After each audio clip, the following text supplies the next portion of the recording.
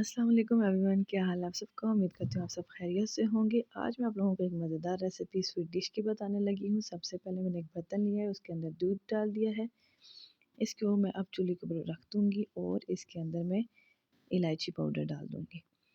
जब इलायची पाउडर डालेंगे, इसको बॉयल करेंगे। इसके अंदर मैंने हस्बे ज़रूरत जो है वो चीनी शामिल की है। ठीक है, आप लोग भी अपनी मर्ज़ी के हिसाब से चीनी डाल सकते हैं। मैंने 2 किलो दूध लिया था तो उसके अंदर 2 जो है वो ढक्कन मैंने चीनी के डाल दिए थे। मेरा ये अंदाज़ा होता है। और इसके साथ मैंने चुटकी 1 या हाफ़ टी स्पून के बराबर मैंने ये जो मैं आपको दिखा रही हूँ नमक है वो डाल रही हूँ। ठीक हो गया, क्योंकि मीठे में ना इसको बैलेंस करने के लिए नमक डाला जाता है। और फिर ये बॉयल आ चुका है दूध में, तो मैंने कस्टर्ड दूसरी तरफ भिगो के रख दिया था कच्चे दूध में, ठंडे दूध में।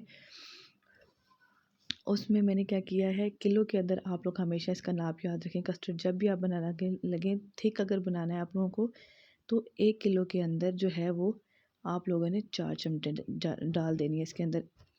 पाव के अंदर 1, दूसरे दूसरे पाव के अंदर यानी कि आधा किलो के अंदर 2 चमचे ऐड करेंगे। और इसमें मैंने अब पूरे 2 किलो के हिसाब से नहीं डाला कस्टर्ड, क्योंकि हमने सेवइयाँ इसमें रंगीन डालनी है।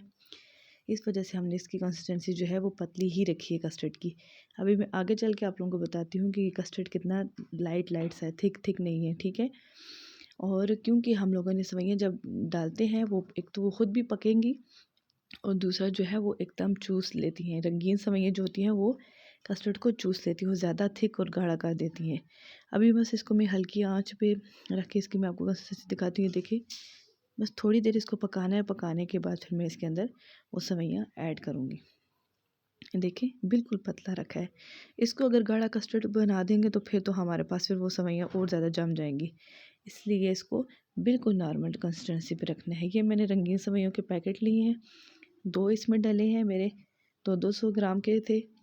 मैं आप लोगों को दिखा रही हूँ। और इसके अंदर डालने के बाद हल्की आंच पे मैंने इसको रख दिया है जब तक, और स्पून हिलाती रही हूँ। ठीक है ना, हिलाना है चमचा इसके अंदर ढाम के रखने के बाद इसकी देखें, जब ये गल चुकेंगी अच्छे तरीके से सेवइयाँ इसके अंदर अपना वो जज़्ब कर लेंगी दूध को, तो उसको फिर बंद कर देना है चूल्हे को। ठीक हो गया, ये देखें मैं आप लोगों को दिखा रही हूँ।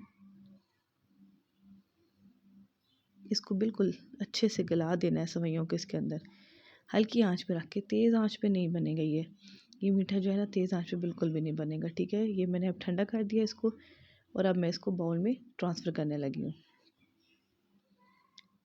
बाउल में ट्रांसफ़र करने के बाद आप किसी भी तरीके से इसको, किसी भी एंगल से, कुछ भी आप अपना डालना चाहते हैं इसके ऊपर, आप जेली डाल दें, कुछ भी और ड्राई फ्रूट्स डाल दें, तो आपकी ये लबे शरीत तैयार है।